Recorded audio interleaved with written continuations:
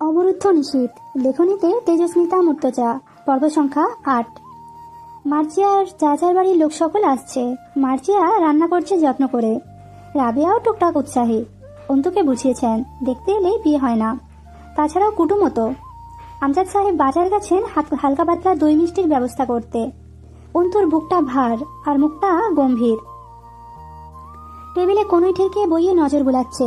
জানা নেই লোকগুলো কেমন হবে, তাদের সামনে বসার পরে কি কি প্রশ্ন করবে, শেষ অবধি কি হবে। জীবনসঙ্গী আব্বুর মতো হতেই হবে, কথা শেষ। অবশ্য এটুকু ভরসা আছে, যেন তেন কারো কাছে সম্বন্ধ করবেন না আমজাদ সাহেব। বই ছেড়ে উঠে পড়ল। পড়ায় মনোযোগ আসছে না। আলো বাতাসপূর্ণ ঘরটা আমজাদ সাহেব অন্তুকে দিয়েছেন। বারান্দায় কিছু টব রাখা আছে। অ্যালোভেরা, পাথরকুচি, নয়নতারা, পাতাবাহার গাছ আছে সেখানে। বারান্দা থেকে আলো ঠিকরে আসছে রুমে। রুমের মাঝে কিছুক্ষণ পায়চারি করল। পরনে কালো সালোয়ার কামিজ, ওড়নাটা সিল্ক সুতির, গায়ে জড়ানো, যার আঁচল মাটি ছুঁয়ে ঝুলছে। চুলের বেনি খুলেছে অল্পক্ষণ, চুলগুলো এলোমেলো। ফুরফুরে ঠান্ডা হাওয়া আসছে বারান্দার গ্রিল ভেদ করে খোলা দরজা দিয়ে ঘরের ভেতরে। অন্তু পায়চারি করতে করতে হঠাৎই গিয়ে উঠল গুনগুনিয়ে, আগে কত বৃষ্টি যে দেখেছি শ্রাবণে, জাগেনি তো এত আশা ভালোবাসা এমনে। অন্তু থমকালো। এ কেমন যুবতী সুলভ আচরণ, সচরাচর সে তো করে না। মুচকি হাসলো নিজে থেকেই। ফর্সা দেহে কালো পরিচ্ছদ দারুণ চমকাচ্ছে। তার উপর সূর্যরশ্মির প্রতিসরাঙ্কন ঝিকিমিকি করে উঠছে মাঝে মধ্যেই। বাড়ির দরজায় কেউ এসেছে।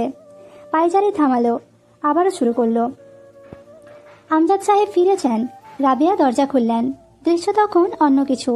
3টে যুবক দাঁড়িয়ে আছে। জয়ের পরনে চিরাচিত সাদা থানের লুঙ্গি, ছিপছিপে লম্বা দেহতাতে লুঙ্গি বেশ মানায় তার সাথে। হাসি মুখে সালাম দিল সুন্দর করে। আসসালামু আলাইকুম চাচিমা, আমি জয় আমির, মেম্বারের ভাগ্নে। রাবিয়া পিছিয়ে দাঁড়িয়ে হাসলেন। ওহো জয়, আয় আব্বা ভেতরে আয়। জয় ভেতরে ঢুকতে ঢুকতে বলল, আপনি চেনেন আমাকে? চিনব না? রাস্তায় রাস্তায় পোস্টার দেখি তো, হামজার পাশে তোমার ছবি দেখি। জয় চমৎকার লাজুক হাসলো। রাবিয়া নাস্তা আনতে গেলেন, জয় হাসলো। আরমিনের মা খুব লোকসুলভ নারী। এদিক ওদিক তাকিতুকি করলো কাঙ্ক্ষিত মানুষটির দেখা পাবার আশায়। কবির ও লিমনকে বলল, মহাদেবের ভক্ত নাকি রে তোরা? আবার আলাদা করে বসার দাওয়াত দেব? বস।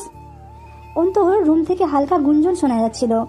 অন্তুর ধারণা মেহমান এসেছে। পরক্ষণে মনে হলো পাওনাদার এসে আমার সাথে বিবাদ বাঁধিয়েছে। খানিক মানসিক প্রস্তুতির সাথে চুলগুলো হাত দিয়ে একটু এদিক ওদিক করে সরিয়ে দ্রুত কালো ওড়নাটি জড়িয়ে নিল মাথা দেহে। ওড়নার বর্ধিত এক প্রান্ত তারা মুখ ঢাকলো আলতো করে। বসার রুমে পা রাখতেই চোখাচোখি হলো জয়ের সাথে। ঝাঁকুনি দিয়ে কেঁপে উঠল শরীরটা অন্তর। থমকানো হাতের শিথিলতায় মুখের আবরণ সরে ঠোঁট ফাঁকা হলো সামান্য। জয় চোখ সরালো না, বেহায়ার মতো গিলল অন্তুর সুরতটুকু। এর আগে সে তার চপল প্রতিদ্বন্দ্বিনীকে দেখেনি। তার দৃষ্টিতে বহু কিছুর সংমিশ্রণ। প্রথমে ক্রূর হাসি ছিল, সেটা একসময় বিলীন হয়ে অভিভূত হয়েছে চোখ দুটো। ধীরে ধীরে সময়ের আবর্তনে তাতে মিশেছে ক্রমশ মুগ্ধতা। বেশি হলে 4 সেকেন্ডের ব্যবধানে অঘটন ঘটল। চোখের পলকে মুখের আবরণ তুলে নিল অন্তু। মেরুদণ্ড শক্ত করে দাঁড়ালো। আপনি আপনি এখানে এসেছেন কেন? বাড়ি অব্দি পৌঁছে গেছেন? আগে থেকেই চিনতেন নাকি আমার বাড়ি? জয় নিজস্ব ভঙ্গিমায় নজর ফিরিয়ে নিল। পায়ের ওপর পা তুলে বসল। সোফার উপরিভাগে এক হাত ছড়িয়ে বেশ আরাম করে অন্তুর প্রশ্নের জবাব দিল। বাড়িতে অতিথি এলে এভাবে ট্রিট করো আরমিন? Not good. ছ্যা। অতিথি ভেদে আচরণের রং ভিন্ন ভিন্ন রকমের হয়। আমার অতিথি হিসেবে একটু বেশিই পছন্দ হবারই কথা। আফটার অল আমি না। অন্তুর মুখের কাঠামো শক্ত হলো। রাবিয়া এলেন, তার মুখে স্মিত হাসি। জয় নিজের ফর্ম চেঞ্জ করে ভদ্র হলো। রাবিয়ার হাতে ট্রের দিকে চেয়ে বলল, আরে আন্টি এসব কি? দুটো কথা বলতে এসেছি, তা না শুনে কি সব আয়োজনে লেগেছেন? ছেলে বেশি কথা বলো। স্বর নরম করলেন। খা বাপ, ঠান্ডা পানি আনি। অন্তু খুব হতাশ হলো। তার মাটা ভীষণ সরল, যে কোনো যুবক যুবতীকে খাতির করেন, মহানবী যুবকদের ভালোবাসতেন। তাই জয় এক টুকরো খাবার তুলে দাঁতের আগায় ছোট্ট কামড় দিয়ে রাবিয়ার চোখ বাঁচিয়ে অন্তুকে চোখ মারল। শয়তানের মতো হাসলো এবং রাবিয়াকে জিজ্ঞেস করলো, আজ কোনো আয়োজন আছে নাকি বাড়িতে চাচিমা? গম গম করছে বাড়ি কেমন? রাবিয়া হাসলেন। বাপ, আমার ছেলে শ্বশুর বাড়ি থেকে লোক আসবে অন্তুরে দেখতে। জয় ভ্রু উঁচিয়ে হাসলো। আচ্ছা। অন্তু মায়ের ওপর বিরক্তিতে দাঁতে দাঁত খিঁচল, কিন্তু ভেতরে গেল না। কি উদ্দেশ্যে এসেছে জয় আমির তা অনিশ্চিত। রাবিয়া জিজ্ঞেস করলেন, কেন আইছিলি বাপ? জয় হাসলো। আসলে চাচিমা, ক্লাবের চাঁদা নিতে এসেছিলাম, জোর জবরদস্তি নেই কোনো। ইচ্ছে হলে। রাবিয়া উঠে দাঁড়ালেন। এমনে বলতেছ কেন? পাড়ার ক্লাব তো আমাদের সুরক্ষা। হামজা, তুমি, এরা তো সোনার ছেলে। দাঁড়া বাপ। রাবিয়া গেলে অন্তুর ওপর খ্যাঁক খ্যাঁক করে উঠল জয়। আম্মা জানতো ভালোই, তুমি শালি এরম খিটখিটে কেন? অন্তু ঝাঁঝিয়ে উঠল। দুর্ভাগ্যবশত আম্মা আপনার প্রকৃতি জানে না। কেন এসেছেন সেটা বলুন। তোমারে দেখতে আইছিলাম, তুমি যা খেচড়া। ধন্য করলেন। জয় ঢকঢক করে এক গ্লাস পানি খেলো। অন্তু বেশ শান্ত করে বলল, আপনাদের ক্লাবের জন্য চাঁদা চাইতে আসতে লজ্জা করলো না? কি কাজে লাগে ওই শয়তানের ঘাটিটি? জয় হাসলো। বাড়ি বয়ে এসে যদি থাপড়ে যায়, ব্যাপারটা খারাপ দেখাবে আরমিন। চুপ করো, নয়তো তোমার মাটা মানবো না বলে মনে হয় না।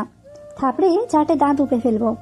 বাড়ি অব্দি যখন চলে এসেছি, তোমার টুটি চেপে ধরে একদম দম আটকে মারতে কতক্ষণ? অন্তু চুপ রইল। সে ভয় পাচ্ছে না এমনটা নয়, জয়ের মতো উগ্র ছাত্রনেতাদের ভয় পাওয়াই নিয়ম। ওরা জঙ্গলি। জয় মুখ ভেঙচায়। আজ নাকি বলি দেওয়া হবে তোমার? কোন মনসুর আসতেছে দেখতে? নজর ঘুরিয়ে পুরো আপাদমস্তক উপর নিচ লক্ষ্য করলো অন্তুর। ভালোই লাগছে তার। অন্তু সেই নজর লক্ষ্য করে জমে গেল যেন। বাড়ি বয়ে এসে এক অমানব তার শরীর মারছে। আল্লাপাক কবে পিছু ছাড়াবেন এই শয়তানের থেকে? রাবিয়া উৎফুল্ল পায়ে রুমে ঢুকলেন। তার হাতে জড়ানো মুচড়ানো 2টো 100 টাকার নোট। জয় কবিরকে ইশারা করে নিতে। রাবিয়া বললেন, চলবে এতে? জয় টাকা দেখেইনি। তার নজর ছিল অন্তুর শরীরে। দ্রুত মাথা হেলিয়ে বলল, চলবে? হ্যাঁ হ্যাঁ চলবে। না চললে ধাক্কা মারবো। আমজাদ সাহেব ভেতরে ঢুকে একটু অবাক হয়ে গেলেন। সঙ্গে সঙ্গে সালাম দিল জয়। আসসালামু আলাইকুম কাকা, কেমন আছেন? শরীর টরীর ভালো তো? আমজাদ সাহেব তীক্ষ্ণ চোখে চেয়ে গম্ভীর হাসলেন। ভালোই। কি ব্যাপার? জয় বলল, এই তো কাকা, বিশেষ কিছু নয়। কবে এসেছো ঢাকা থেকে? দিন কয়েক হলো। আপনি নাকি রিটায়ার করেছেন? করতে তো সকলকেই হয় রে বাপ। আমজাদ সাহেব ভেতরে ঢুকে গেলেন। অন্তু গেল না। রাবিয়া জিজ্ঞেস করলেন, তোমার আব্বা আম্মারা সব ভালো আছে তো জয়? জয় একটু বিপাকে পড়লো এবার, ঠোঁট কামড়ালো। ওপারে ভালোই আছে মনে হয়। মরার পর আর দুঃখ কিসের মানুষের? আটকে উঠলেন রাবিয়া। সে কি, কেউ নেই? জয় জবাব দিল না। অন্তু এই প্রথম জয়ের মুখটা কিঞ্চিত শুকনো দেখল। প্রথমবার রসিক জয়কে গম্ভীর দেখালো। রাবিয়ার মায়া হলো তাগড়া ছেলের অমন নীরব অপারগ মুখ দেখে। সস্নেহে কাছে গিয়ে বসে চুলে হাত বোলালেন। একা থাকো বাড়িতে? জয় মাথা নাড়ল। মামার কাছে থাকি।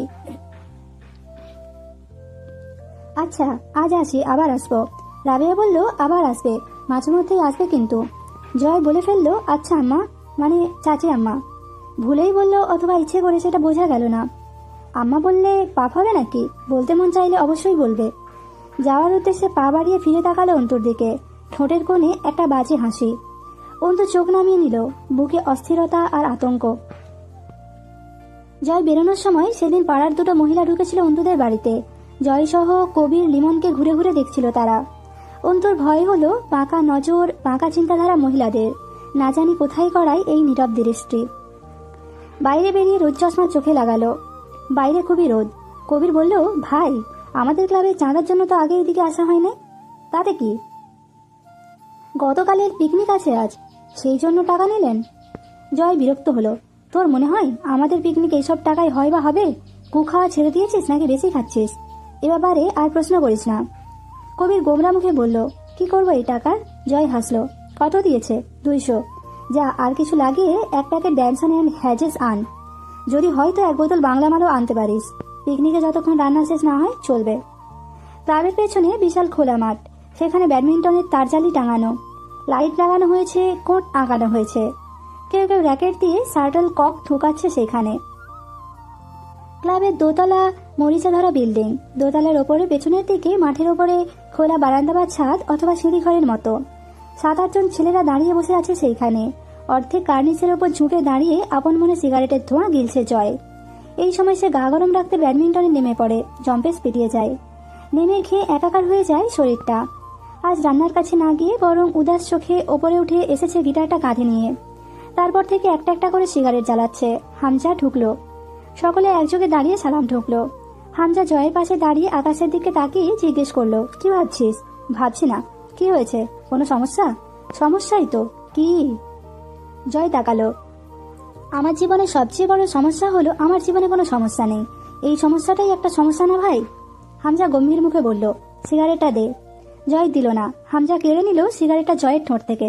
তাতে টান দিয়ে বলল, ভাবুক হয়ে আছিস কেন? আজ আরমিনকে দেখলাম। বিশেষ কিছু? না, নতুন কিছু। তাকাই হামজা। জয় স্বগতোক্তি করে, চেহারা দেখেছি ভাই ওর। তাতে কি? শালি মেলা সুন্দরী আছে, মানে বহুতই তো দেখছি, এত ভালো লাগে নাই কাউরে। একদম যারে বলে কারাক টাইপের সুন্দরী।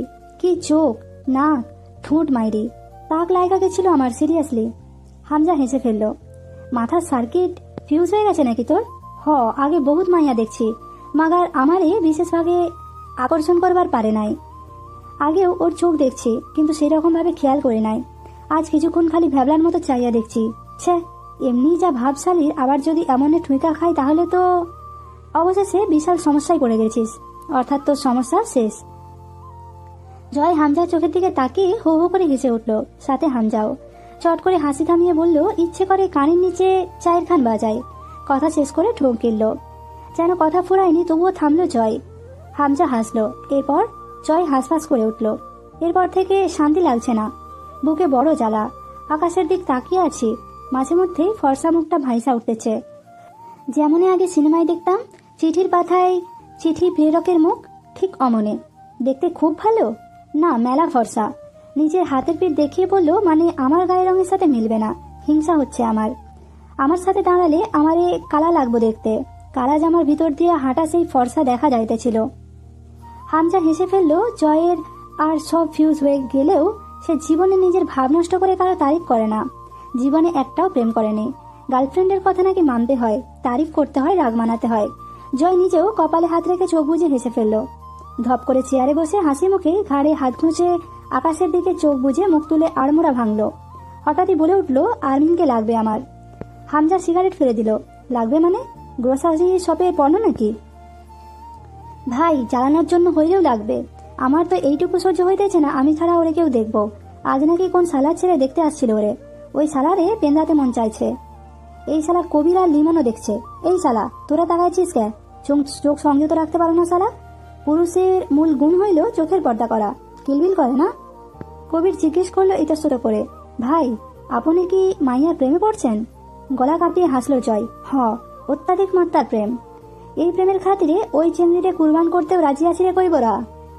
সিঁড়ি বেয়ে নামতে নামতে বলল, ওসব আমার সিলেবাসে নাই হে। প্রেম হচ্ছে একটা কমিটমেন্ট, মানে আটকে থাকা। জয় আমির কোথাও কখনো কমিটেড হতেই পারে না। ওসব ভুদাইদের কামকাজ। মেয়েবাজি আলাদা বিষয়, কিন্তু ওসব কাব্যিক প্রেম প্রীতি আমার সিস্টেমে নাই। ছোট লোকই কারবার। নেমে গেল গিটারটা কাঁধে করে খোলা ছাদ থেকে। হামজা নেমে এলো জয়ের পিছু পিছু। বেশ ঠান্ডা পড়েছে। একটা স্লিভলেস শার্ট গায়ে জয়ের।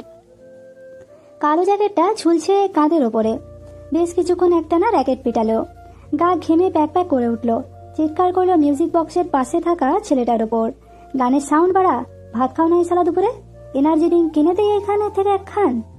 দুম ধারাকা গান বাজছে। জয় একাধারে র্যাকেট পিটিয়ে গেল। শাটল কর্ক সামনে আসছে তো গায়ের সমস্ত জোর দিয়ে পিটাচ্ছে। একবার মাটিতে পড়ার সুযোগই দিল না। এমন ভাবে দাঁত খিঁচে খিঁচে পিটিয়ে আঘাত করছে যেন কোনো চাপা ক্ষোভ ঝাড়ছে ওই পেটানোতে। ক্লান্ত হয়ে এসে ভেজা ঘাসের উপর শুয়ে পড়ল জয়। এর পথ আগেরই মতন, ঠিক তেমনই আছে। এই রাত সেই রাতের কত কথা বলে। চলে যাওয়ার বিষাদ সুর এখনো হৃদয় বাজে। তারপরেও কেন যেন এইখানেই ফিরে আসে, সব ভুলে গিয়ে আবারও হারাতে চায়। তার পরেরটুকু আর গাইল না। আবার নতুন সুর তুলল গিটারে।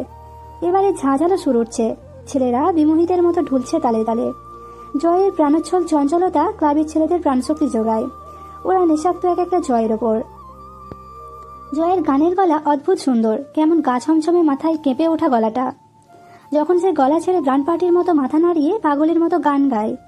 জয় আবার গাইল, তুমি কি দেখেছো কবু জীবনের পরাজয়? দুঃখের দহনে করুণ রোদনে তিলে তিলে তার ক্ষয়। সকলে বিমোহিতের মতো চেয়ে রয় জয়ের বোঝা চোখ দুটোর পানে। গলা ছেড়ে মনের গভীর থেকে গান গাইছে। একমাত্র বোধ হয় গান গাওয়ার সময় জয় মনের গভীরে ডুব দেয়, অন্যথায় তাকে কখনো সিরিয়াস বা ইমোশনাল হতে দেখা যায় না।